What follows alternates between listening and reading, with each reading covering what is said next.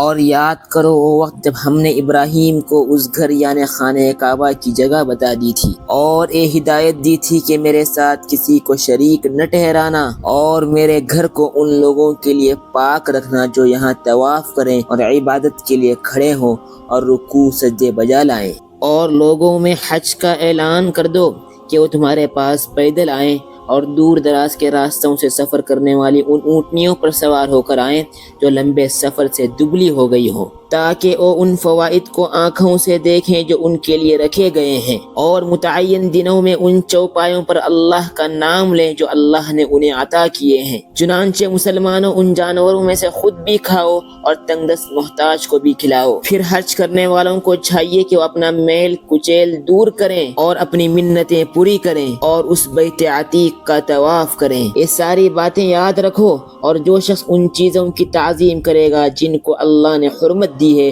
تو اس کے حق میں عمل اس کے پروردگار کے نزدیک بہت بہتر ہے۔ سارے مویشی تمہارے لیے حلال کر دیے گئے ہیں سوائے ان جانوروں کے جن کی تفصیل تمہیں پڑھ کر سنا دی گئی ہے، لہذا بتوں کی گندگی اور جھوٹ باز سے بچ کر رہو۔